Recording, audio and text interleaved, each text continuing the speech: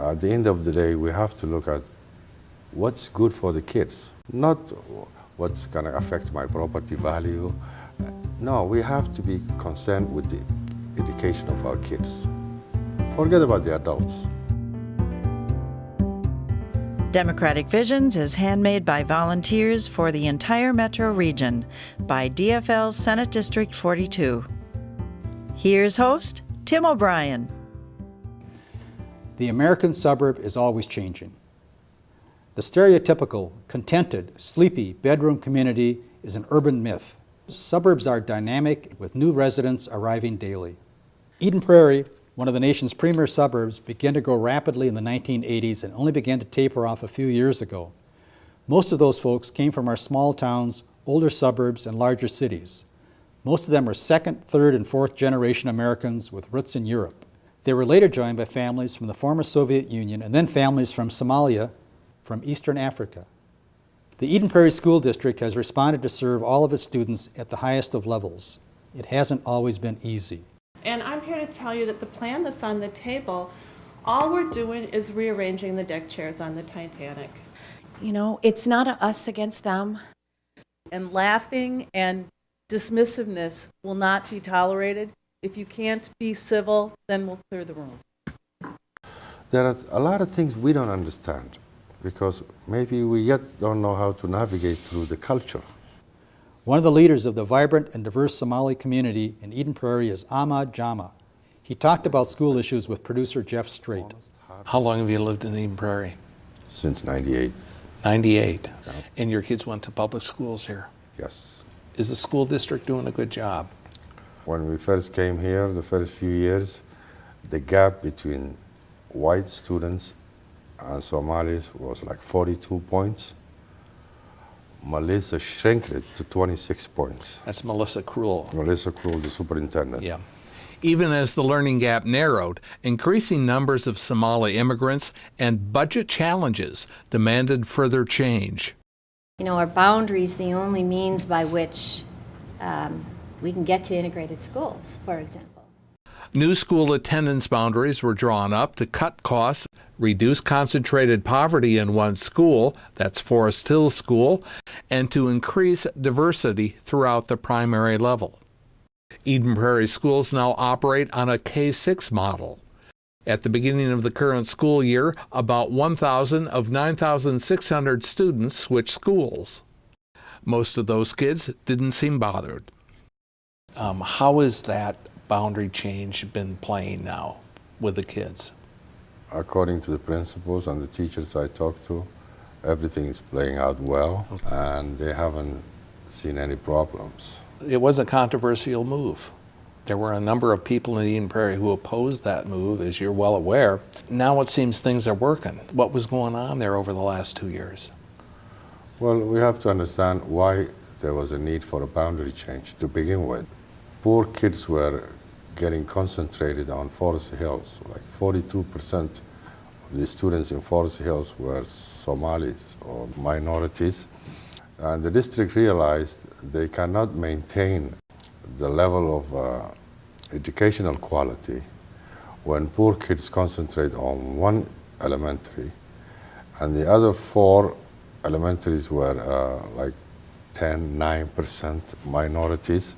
So they had to do a boundary change. And of course, every time you have a change, you will have opposition. But at the end of the day, we have to look at what's good for the kids, not what's going to affect my property value.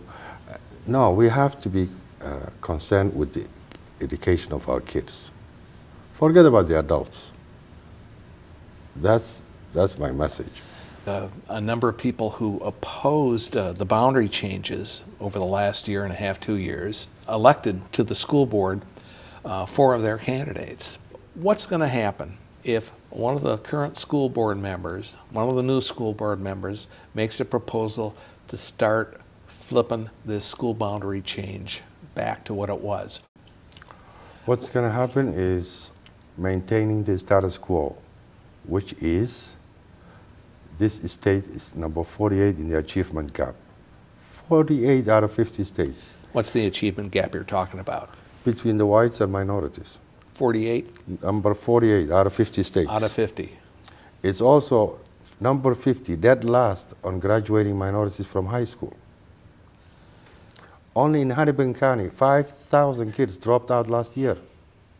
That is the status quo they're fighting for. Well, it's different in Eden Prairie, though, right? We're making progress here. We're making progress, but we cannot sustain it under the status quo. That's what Melissa saw. That's what all the educators and the professionals saw. There is a need for a change. The National Coalition on School Diversity reports that the Eden Prairie School District needed to respond to changing demographics and that its plan was crafted through a comprehensive, rigorous, and open process. Parents, experts, teachers, and administrators were involved. Those who participated and stuck to the facts agreed. Because I feel like I've had a voice, and I feel like that's been supported by this whole process. And I personally believe that everyone in this administration and this school board here is committed to peace and justice, and there's no conspiracy here. We're all working towards the good of our children. But opposition was organized, loud, and caustic. It effectively forced Dr. Krull to resign shortly after the plan was implemented.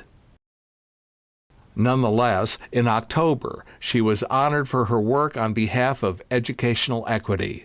This gift is from Somali community in Eden Prairie. The event at the high school was organized by Eden Prairie Somalis, many of whom had fled to America as refugees.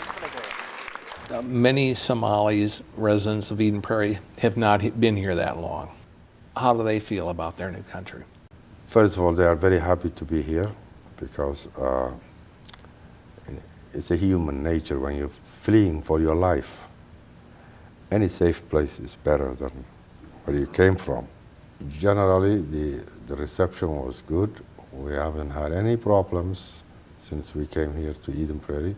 But also, when you don't know the language, you don't know the culture, you come to a brand new place, there's always that fear of the unknown. Some of it we have seen through this boundary change. Yeah. We couldn't even go to the microphone and advocate for our kids without being booed and shouted down. During school board meetings. During input sessions. So it's like, how dare? How dare do you advocate for your kids? I'm surprised and very saddened by that kind of treatment. And the majority was silent. What I see amongst our Somali neighbors in Eden Prairie is a very forward, progressive, hard-working group of people from a radically different country. I know how tough life can be over there. I know a little bit about that because I used to live in East Africa, in Uganda, and I see nothing but good here. When you're working with a new school board, you're going to have to get their ear.